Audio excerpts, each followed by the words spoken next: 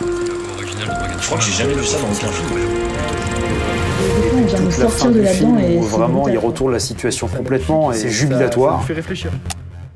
Bonsoir à tous, bienvenue dans Parlons Ciné, l'émission dans laquelle les membres de Studio N viennent discuter de leurs films préférés avec un invité. Je suis Maximilien Cinca, président de l'association Studio N, mais aussi réalisateur, scénariste et producteur des 2 longs métrages The End et d'un certain nombre de courts métrages. Aujourd'hui, pour ce nouveau podcast, je suis accompagné de Sarah Boisson. Sarah, bonsoir. Bonsoir. Tu es membre de l'association Studio N depuis un moment maintenant. Oui. Tu nous as accompagnés sur de nombreux projets, notamment Gaïa en août dernier. Et ce soir, on va discuter ensemble du film La La Land, c'est ça ? Exactement. Super. Et pour discuter de ce film avec nous ce soir, on a aussi un invité, Alex Gauthier, bonsoir. Bonsoir. Alors Alex, tu étais professeur au lycée, aujourd'hui tu es acteur professionnel sur Paris. Ouais. Tu as joué dans un certain nombre de courts-métrages, tu as écrit une mini web-série humoristique, tu as aussi un rôle dans le long-métrage The End, l'épreuve touche à sa fin. C'est ça. Un mot sur comment se passent pour toi les tournages en ce moment malgré la situation. Est-ce que tu arrives quand même un peu à tourner ou dis-nous un peu comment ça se passe ? C'est la question du moment, c'est forcément un peu compliqué. J'ai tourné des courts-métrages l'été dernier et le montage est même pas encore fini parce que forcément du coup tout est au ralenti. Et franchement, sans te mentir, je te dirais que ça soit dans le milieu professionnel, amateur ou indé, les productions de films ça a réduit presque de moitié. Et donc du coup les tournages sont plus rares. Mais après il y a un truc j'essaie toujours de trouver un truc positif. Le fait que les tournages soient plus rares, du coup tu peux plus les travailler en amont. Et vu que c'est plus rare, forcément tu kiffes plus le moment où tu tournes, quoi. Donc voilà, on essaye de se rassurer comme on peut, quoi. Mais oui, c'est sûr que je tourne moins que je l'aurais espéré. Mais je tourne un peu quand même, donc il y a quand même du positif. Ouais, bien sûr, je vois ce que tu veux dire. Nous, c'est vrai que nous, chez Studio N, on travaille énormément à la production parce que, comme tu le sais, on tourne beaucoup en été. Donc, du coup, vu que là, on a pas mal travaillé, ça nous a permis de pas mal travailler à la production, même si on a des retours pareils de certaines personnes ou de certaines entreprises avec lesquelles on a l'habitude de travailler qui nous disent, bah oui, mais en ce moment, c'est compliqué. On est bien d'accord. Mais bon, ce soir, on est là pour parler d'une note un peu plus joyeuse puisqu'on va parler d'un film qui est super, qui s'appelle La La Land. Sarah, est-ce que tu veux nous résumer un peu La La Land vu que tu as proposé le film ? Oui.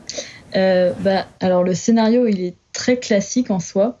C'est une comédie musicale et c'est une histoire d'amour entre Ryan Gosling et Emma Stone, aka Sébastien et Mia dans le film. Donc Mia, elle rêve de devenir actrice. Elle enchaîne les castings, je vais pas dire la suite. Et Sébastien, lui, il rêve d'ouvrir son club de jazz, il est jazzman, il va travailler dans un groupe de musique et le hasard va faire qu'ils vont se croiser et qu'ils vont tomber amoureux et après c'est toute une histoire. Une belle histoire d'amour finalement. Plus ou moins bien, mais oui, voilà. Exactement, ouais. Alex, toi, quand Sarah a proposé le film, t'as réagi tout de suite en disant La La Land, j'adore ce film, est-ce que je peux en parler aussi ? Ouais. Du coup, est-ce que y a un point peut-être sur le film qui t'a marqué ? Pourquoi est-ce que t'aimes La La Land en fait ? Alors en fait à l'époque, je crois que je l'ai vu au CGR de La Rochelle et ma copine de l'époque m'avait tanné pour aller voir ce film et c'est vrai que moi les comédies musicales à la base c'était pas du tout mon truc.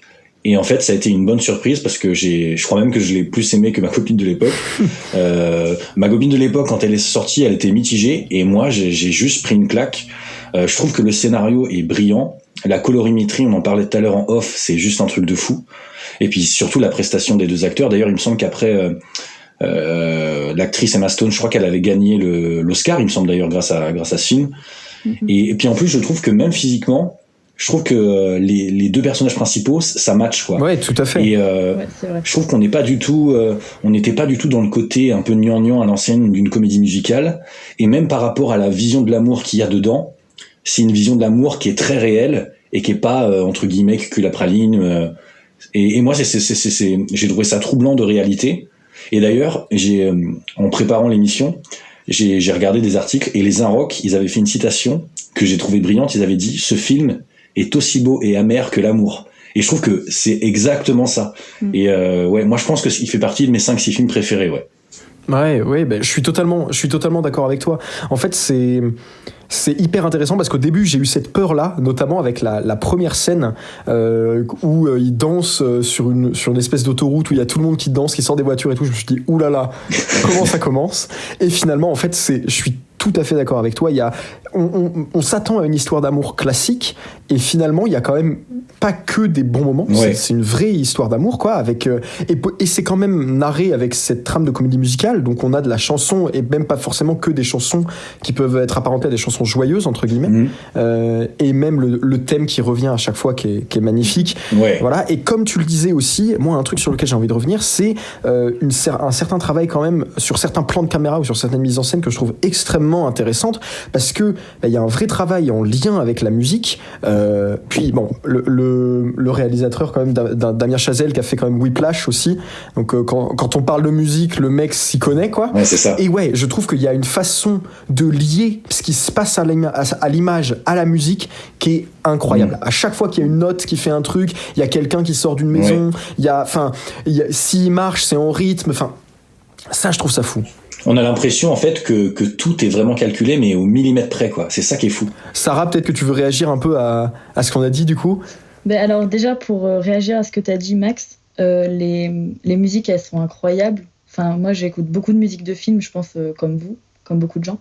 Et c'est vrai que autant il y en a qui te procurent genre un plein de bonheur et autant il y en a d'autres qui sont plus tristes mais ouais elles sont toutes incroyables, d'autant plus dans le film. Et après, moi, ce que j'ai aimé dans le film, c'est qu'en fait, plastiquement, c'est un film très beau. Alors, en fait, la première fois que j'ai vu le film, moi, c'est le scénario que j'ai aimé parce que j'étais jeune et c'est beau, quoi. C'est une belle histoire d'amour. Et quand je l'ai revu, je l'ai redécouvert et c'est beaucoup plus la plastique du film, l'esthétique, en fait, que j'ai trouvé magnifique.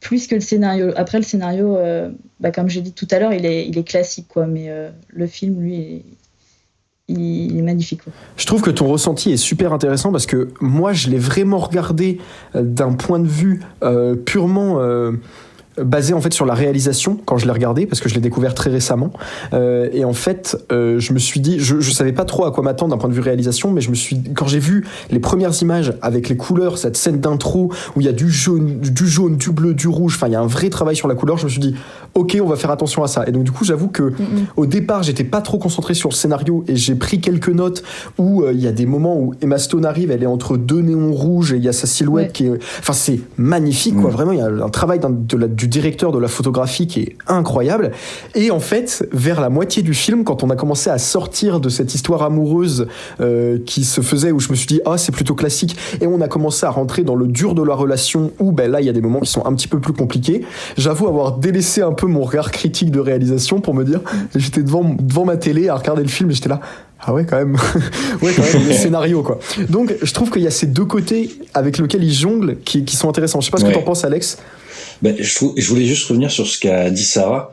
En fait c'est marrant parce que moi justement je trouve que le scénario n'est pas du tout classique. Alors je suis embêté parce que du coup on peut pas vraiment, si là on fait ça pour inviter les gens à le regarder donc on peut pas spoiler, mais je trouve que la fin c'est beau mais c'est aussi un peu triste parce que ça pose la question de est-ce que deux passionnés peuvent être ensemble ou pas quoi. Et moi je vous avoue que la fin je l'ai trouvée mais magnifique et en même temps très triste parce que c'est très réel quoi. Alors la fin du film au contraire je la trouve vraiment géniale parce que on aimerait qu'il se passe. On a le droit de spoiler un petit peu ou pas ? Oui, on a le droit parce qu'on est là quand même pour discuter de notre ressenti global, mais évidemment on invite les gens à aller voir le film avant, mais vas-y Sarah. Je vais essayer de pas trop spoiler, mais forcément la fin, on a une séquence qui nous présente un petit peu ce qui aurait pu se passer si les deux personnages étaient pas passés à côté de leur histoire, de la fin de leur histoire. Et donc on a envie d'y croire. C'est parce qu'on les suit depuis le début du film et on se dit yes, elle va tout plaquer pour retourner avec lui. Voilà, j'ai spoilé.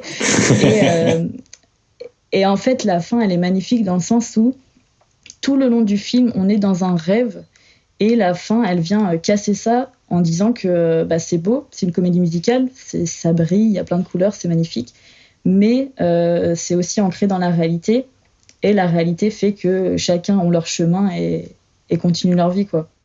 Ouais, c'est ça que j'ai trouvé ça mais incroyablement beau, c'est quand ils se rencontrent là dans le fameux l'espèce de piano bar que Sébastien a monté. À un moment ils se regardent et c'est fou parce que c'est comme si finalement il y avait encore un petit peu d'amour entre eux, mais ils ont accepté que la vie a fait que non, ça devait pas se passer comme ça. Mais je trouve que c'est émouvant. Enfin, je trouve ça incroyable en fait. C'est du génie pour moi parce que c'est des trucs qu'on a tous ressentis. Je pense que ça nous est tous arrivé d'être amoureux de quelqu'un, que l'autre personne soit amoureuse de nous, mais c'est pas possible. Ça veut pas dire que ça va marcher.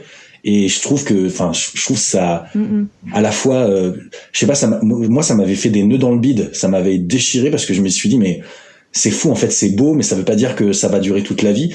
Et ça pose aussi la question de est-ce qu'une histoire d'amour belle et réussie, c'est une histoire d'amour qui est éternelle? Ah mais carrément. Et je trouve ça assez fou comme question en fait. Clairement, c'est incroyable. Et même pour revenir sur ce que tu disais, Alex, à un moment, les personnages se le disent mot pour mot. Ils se disent « je t'aimerai toujours, moi aussi je t'aimerai toujours ».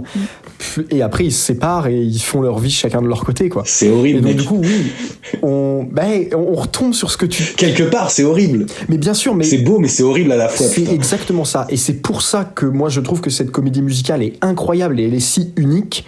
C'est qu'on n'est pas dans cette histoire d'amour classique. On termine sur cette beauté qui est très dure, oui. Mais comme tu le dis, qui reste magnifique. Ça reste très beau parce que même si leur histoire d'amour ne réussit pas, eux tous les deux atteignent leur rêve. Sébastien, il atteint son rêve. Elle devient actrice, elle atteint son rêve. Mais ils passent à côté de leur histoire d'amour. Mais Sarah, tu veux peut-être... Ouais, vas-y, Alex. Désolé, non, c'est ça qui est fou parce que ça pose la question... limite, à la fin du film, je me disais, mais si tu trouves l'amour de ta vie et que t'imagines, t'as le choix entre t'investir dans une relation avec ton amour ou t'investir avec ta passion, le rêve de toute une vie, quoi. En vrai, là, si ça nous arrivait, je sais même pas quel choix je ferais, tellement c'est un choix qui est hyper complexe et je trouve ça beau d'avoir mis en lumière ça, quoi. Je sais pas si vous avez fait attention, mais un moment, je sais plus, vers 1h45 de film, peut-être, il y a une sorte de transition en cercle, en rond qui se termine sur eux, ils s'embrassent et il y a cette transition de fin. Je suis en montage et je sais pas le nom de la transition. Et c'est un peu à la happy end en fait. Et on se dit, fin du film, ils se sont embrassés, histoire d'amour classique. Bah, alors je sais qu'Alex, tu la trouves pas classique. Elle est belle, je suis d'accord, mais c'est très comédie musicale en fait, je trouve. Et du coup, il y a ce happy end, on se dit, bah, fin du film, et en fait non. Et les dernières minutes du film, c'est là qu'on revient à la réalité, quoi. Et du coup, j'avais envie d'avoir votre avis sur un truc quand je l'ai regardé. Donc voilà, il y a cette fameuse scène où ils sont dans l'espèce de piano bar de Sébastien, où ils se regardent, où ils sont quand même heureux l'un pour l'autre parce que chacun a réussi. Mais j'ai quand même l'impression que Sébastien, il est toujours quand même un peu seul et que c'est peut-être plus pesant pour lui. J'ai l'impression qu'en fait, elle le regarde avec toujours de l'amour, de la bienveillance, mais elle est quand même très heureuse d'avoir réussi sa carrière et d'avoir réussi son coup.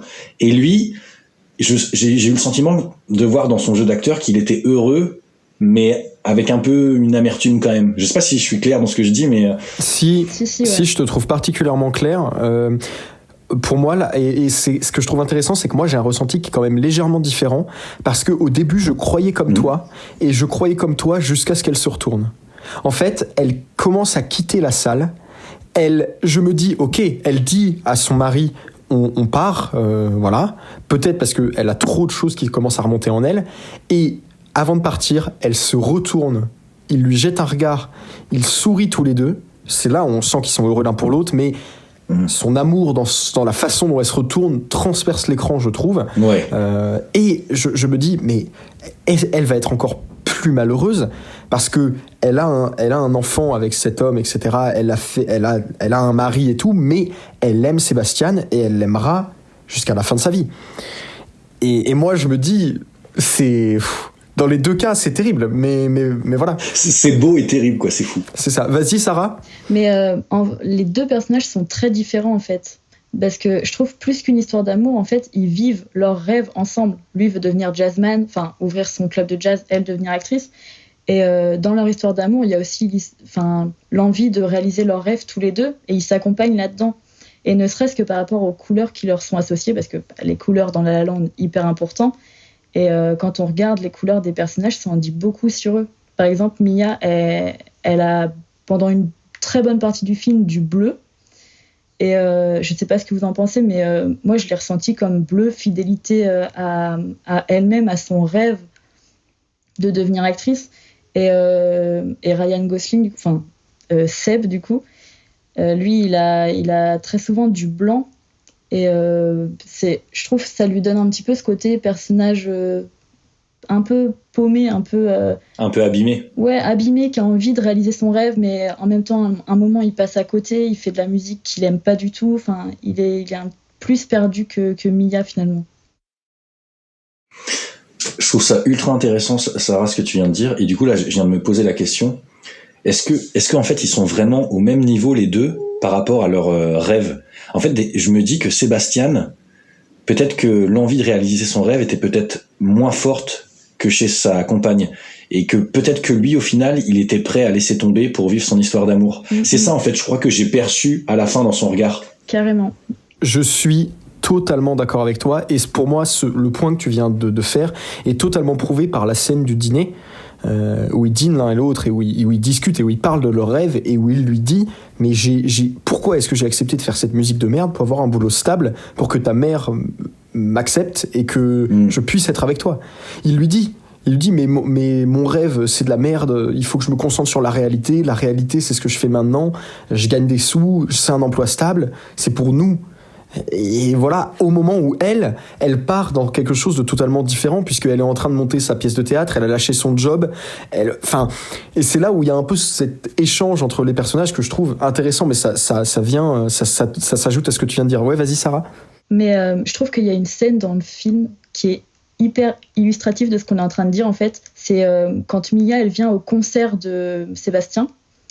Donc c'est un truc que j'ai remarqué dans le film, c'est que souvent, parce que je trouve que dans le film, en fait, ça enchaîne les parties fantasme, rêve et la désillusion. Et j'ai remarqué un truc, c'est que dès qu'on entre dans ce côté fantasme, les couleurs sont très rouge, rose. Et quand on en sort, c'est bleu, verdâtre. Et donc la scène où elle est au concert, donc on a Sébastien qui est là sur son clavier, il est beau, il y a les lumières sur lui, etc. Donc la scène, elle est rouge. Tout se passe bien, elle est belle, elle le regarde, elle est heureuse de le voir. Et puis, rapidement, il y a la foule qui s'agglutine devant. Mia, elle est emportée de plus en plus loin. Et là, les lumières, les couleurs deviennent bleues. Et en fait, elle s'éloigne du rêve, tout simplement. Et ça montre bien la différence entre les deux personnages, quoi. Ouais, c'est ça. Ouais, bien sûr. Mais c'est là où... Je trouve encore que c'est extrêmement bien réalisé. Je trouve que, comme tu le disais, Alex, au début, c'est millimétré et c'est incroyablement beau ce millimétrage, ce perfectionnement, le fait qu'elle recule à ce moment-là et que tu sens qu'elle s'éloigne parce que la foule s'agglutine autour d'elle. Il y a plein de moments où j'étais devant mon écran où je me disais, mais oui, mais c'est hyper intelligent, c'est hyper bien fait. Je sais pas si vous êtes d'accord, mais ouais, incroyable de ce niveau-là. Ah, si, totalement. Puis... il y aurait plein de scènes à analyser comme ça au niveau de la lumière, c'est fou. Mais c'est vrai que le jeu sur les lumières et puis les couleurs qui varient selon les lieux, je sais qu'au début quand elle rentre chez elle et qu'elle est dans sa pièce et où tout est rose, etc., et qu'ensuite ses amis lui jettent sa robe et qu'elle a la robe bleue et qu'elles sont toutes les quatre d'une couleur différente, etc. Enfin, c'est très, comme tu dis, on a l'impression d'être un peu dans un rêve. Ouais, voilà. Et puis il y a cette façon de filmer Los Angeles que je trouve complètement incroyable, parce que Los Angeles, c'est quand même une ville qui est crade, qui est surpeuplée. Et là, la dont le film, c'est incroyable. Il y a les plans, évidemment, on pense aux plans où ils sont au Griffith Observatory et aux plans où ils sont sur les hauteurs d'Hollywood, où il y a ce ciel rose-bleu qui est absolument magnifique, qui est d'ailleurs comment ça s'appelle, les affiches du film, etc. C'est ça qu'on voit. C'est incroyable. Alors, je trouve la façon dont ils ont filmé la ville est magnifique. Ouais, vas-y, Alex.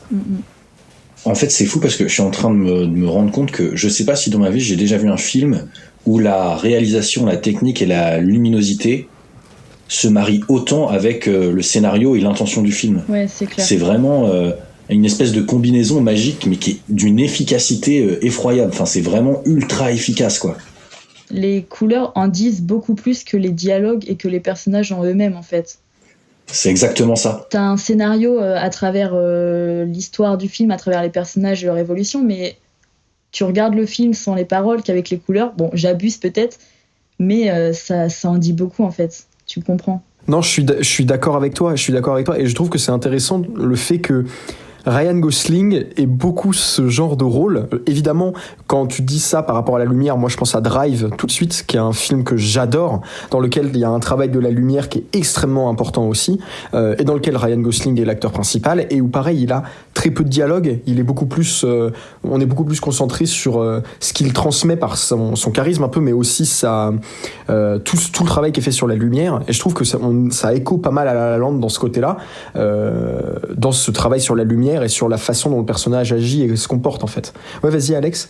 En fait, parce qu'on parle là de la luminosité, de la colorimétrie, et j'étais en train de dire, c'est un peu comme si la luminosité dans ce film était un personnage à part entière qui faisait un peu office de narrateur, quoi. Mm-hmm. Et c'est assez fou, quoi. Je crois que j'ai jamais vu ça dans aucun film, en fait.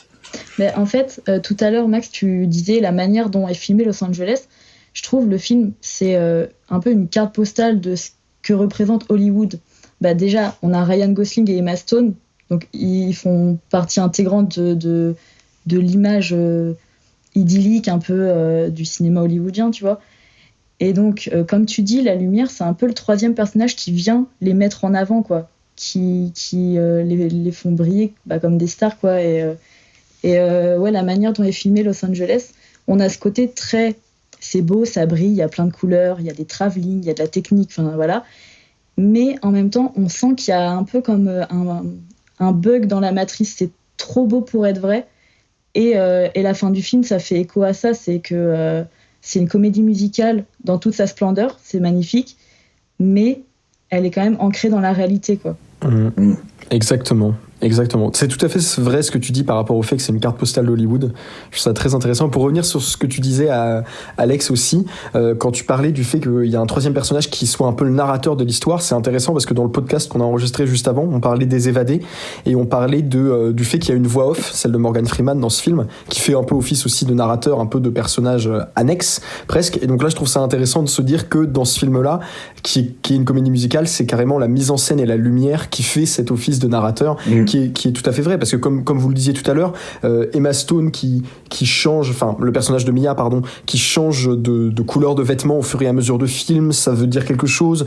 Le fait que, oui c'est ça, les couleurs évoluent au fur et à mesure du métrage, ça veut dire quelque chose, c'est ça exactement. Donc ouais, non, hyper intéressant de ce point de vue-là. Est-ce qu'il y a autre chose que vous voulez rajouter par rapport au film ? Allez le voir.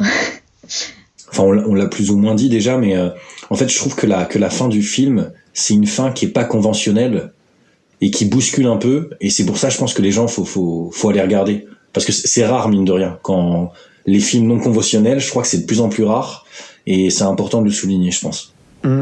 Après, vous, je sais pas si vous êtes comédie musicale. Moi, pas du tout. C'est une des seules que j'ai vues, même des grands classiques, genre Chantons sous la pluie, je l'ai pas vu du tout. Pourtant, je sais que Damien Chazelle, il s'est inspiré de ça, mais j'ai pas vu du tout. Et de ce qu'on m'a dit, il l'a fait mieux que d'autres réalisateurs. Alors moi j'ai pas vu les grands classiques non plus, mais j'aime beaucoup les comédies musicales, mais j'en ai pas vu tant que ça en fait. Ma comédie musicale préférée c'est The Greatest Showman avec Hugh Jackman, et j'ai aussi vu récemment Hamilton, qui pour le coup là c'est pas vraiment un film, c'est plus vraiment une comédie musicale dont ils ont réalisé une captation qui est assez incroyable aussi. Mais c'est ça aussi, je trouve que dans les comédies musicales t'as ces deux aspects là un peu. T'as des films comme La La Land ou The Greatest Showman où c'est vraiment des films comédie musicale, et on a d'autres où c'est plus où c'est un peu plus différent comme School of Rock ou l'autre dont je parlais précédemment, Hamilton. Mais je suis d'accord avec toi dans le sens où par exemple dans The Greatest Showman, j'adore les chansons, j'adore le film en lui-même, mais parce que l'histoire je la trouve super intéressante, mais pour moi la réalisation est oubliable, alors que là clairement c'est impossible. Que ce soit le travail sur les couleurs, que ce soit la symétrie des plans, que ce soit les mouvements de caméra, c'est pas oubliable. Il y a des plans de La La Land qui te marquent, quoi, qui vont rester avec toi, et ce moment où ils dansent tous les deux l'un en face de l'autre sur le soleil couchant autour du banc, je m'en souviendrai. Enfin, c'est un moment de cinéma que j'ai vécu, quoi. Ouais, c'est exactement ça. Et Tu sais, tout à l'heure, Max, tu disais que tu t'étais retenu de pleurer. Et alors moi, je me rappelle que la première fois que j'ai vu le film, j'ai pleuré parce que je trouvais qu'ils étaient trop beaux tous les deux, en fait, et ça me faisait de la peine. Et surtout, à la fin, j'ai pleuré tout ce que j'avais. Et quand je l'ai revu, j'ai encore pleuré, mais pas pour la même chose. Parce qu'en fait, c'est beau. C'est un beau film. Et il y a des moments où, comme on a dit, tout se mêle, genre la couleur, la lumière, la musique. Et en fait, c'est juste tellement beau que ça donne plein d'émotions et c'est trop pour mon petit cœur. Mais je suis totalement d'accord avec toi. Je me suis pas vraiment retenu de pleurer. En fait, j'ai vraiment senti l'émotion monter et je trouve que c'est aussi ça qui est intéressant dans ce film, c'est qu'il y a une construction scénaristique qui est hyper intéressante. Notamment au début, j'ai beaucoup aimé, tu sais, quand on suit l'histoire d'Emma et quand elle voit, qu'on suit l'histoire de Mia et quand elle voit Seb, hop, on passe sur l'histoire de Seb. Et c'est arrivé aussi à ce moment-là, au moment un peu de leur rupture entre guillemets. Ils construisent tout le truc, on le sent venir. Moi, j'ai senti l'émotion monter, j'ai senti que j'allais pleurer et là on est coupé, on est parti sur autre chose et du coup moi ça m'a laissé en mode mais je peux vous dire que oui, après le visionnage j'étais pas bien quoi. J'étais pas bien mais en même temps comme tu le dis Sarah, c'était beau. C'était un sentiment très particulier. J'étais très ému, je pense, on peut dire ça comme ça. C'est ça. C'est ça. Très clairement. En fait, je pense que tous, quand tu regardes ce film, que ça soit une émotion positive ou négative, t'es ému en fait, peu importe quel est le pendant de l'émotion. Moi je sais que j'ai été ému de joie pendant tout le film et je vais encore revenir sur cette scène, mais quand la solitude de Bastian à la fin, là je sais qu'à ce moment-là les larmes me sont montées parce que j'ai trouvé ça ultra touchant et c'est un truc sur lesquels autant les filles que les mecs d'ailleurs peuvent s'identifier quoi. Et puis Alex, comme tu disais en fait, c'est ça, c'est cette identification, c'est le fait que on puisse tous revenir à certains moments sur des aspects de leur relation où on se dit oui, ça nous est déjà arrivé, oui, on peut relate quoi. Et c'est ça qui est intéressant. Vas-y Alex, un petit mot pour la fin. Je vais encore revenir sur cette scène, mais moi ça m'a fait penser cette espèce d'échange de regard à la fin à comme tu sais l'espèce de mélancolie ou de tristesse que tu peux avoir par rapport à un amour de vacances quand t'es ado. Où tu sais très bien à la fin que évidemment elle habite à 500 km, tu ne la reverras jamais. Mais t'as toujours cette mélancolie et tu vois genre là j'ai 32 ans et je sais que j'ai certains amours de vacances, je m'en rappelle, alors c'est des images, c'est des flashs, mais quand j'y repense il y a toujours une certaine mélancolie et je trouve que au moment où tu vis ce genre d'histoire très éphémère, au fond de toi tu sais que c'est éphémère même si tu veux pas te l'avouer et je trouve que ça c'est magnifique. La La Land, un film qui met en avant un amour éphémère, je trouve ça très beau. Il y a ce truc où on peut se rattacher au personnage d'un point de vue amoureux et aussi d'un point de vue rêve. Je sais que c'est pas le rêve de beaucoup, enfin de beaucoup, au contraire, c'est pas le rêve de tout le monde, mais de beaucoup. C'est de partir à Hollywood et de percer là-dedans, devenir acteur, voilà. Et du coup, il y a ce côté où on s'attache à eux et à leurs rêves, et puis il y a des moments brutaux qui viennent nous sortir de là, quoi. Et en fait, c'est le but du film, je pense, de mon point de vue, c'est que ça nous met dans un univers très cotonneux, très doux. Et des fois, on vient nous sortir de là-dedans et c'est brutal, quoi. Oui, c'est vrai. Mais Alex, comme tu disais, en plus, je trouve ça intéressant de se dire que c'est un rêve qui nous touche tous, mais on n'est pas obligé d'avoir ce genre de rêve pour être touché par ce qui leur arrive. En fait, j'ai l'impression de me dire, peu importe, même si des personnes qui ont des rêves qui sont différents, qui ne sont pas liés au cinéma ou à la musique, mais qui ont un rêve peuvent quand même s'identifier et se dire, oui, comment est-ce que moi je manage, ça peut être ma vie professionnelle et ma vie amoureuse, ça peut être mon rêve et la réalité qui est à côté. Enfin, je trouve que cette espèce de dichotomie, on peut vraiment la lier à plein de choses en fait et c'est très beau. Carrément. En fait c'est fou parce que c'est le genre de film qui à la fin te fait analyser ta propre vie et te questionne en fait sur est-ce que avoir un rêve et vouloir y arriver à tout, est-ce qu'on est capable est-ce qu'on est prêt à tout en fait pour arriver à un rêve quitte à délaisser une histoire amoureuse, une vie familiale, tu vois, elle est vachement intéressante cette question. Et moi personnellement, vu que je suis venu à Paris pour ça, tu vois, c'est une question que je me pose souvent. Et en vrai, je pense que tous ceux qui ont un rêve dans l'art se la posent en fait. C'est clair. Tous les soirs avant de se coucher, quoi. Mais de toute façon, la caméra, elle est très intrusive au niveau des personnages. Alors, on n'est pas intrusif dans leur couple. Enfin, il n'y a pas de scène d'intimité, de sexe ou quoi. mais quand Mia elle se fait recaler à un casting, la caméra, t'as un gros plan de sa tête, t'as envie de la prendre dans tes bras, de pleurer avec elle, quoi. Pareil pour Sébastien, surtout comme tu l'as dit à la fin. En fait, tout est fait pour qu'on s'attache au personnage et ouais, on se compare à eux, quoi. C'est ça. Donc, vous l'aurez compris, La La Land, c'est un film qui est intimiste, qui est très très beau visuellement. C'est une comédie musicale avec des chansons qui sont aussi très belles, parce que c'est vrai qu'on n'a pas énormément évoqué dans ce podcast les musiques, mais qui sont pourtant magnifiques, et le piano qui est incroyable et qui revient assez régulièrement. Donc, on vous conseille tous d'aller voir La La Land. Et alors, un petit mot de la fin, Sarah et Alex, est-ce que vous avez quelque chose d'autre à proposer, peut-être une autre comédie musicale ou un autre film qu'on pourrait lier à La La Land? Évidemment, on vous conseille tous de regarder La La Land, mais Sarah, est-ce qu'il y a peut-être un autre film que tu veux proposer aussi? Alors moi, tu l'as dit tout à l'heure, c'est Whiplash de Damien Chazelle. Alors, je vous conseille un film que je n'ai pas encore vu, mais qu'on m'a tellement conseillé de voir que je vous le conseille. Et donc, j'ai demandé à mes amis si ça avait des points en commun avec La La Land.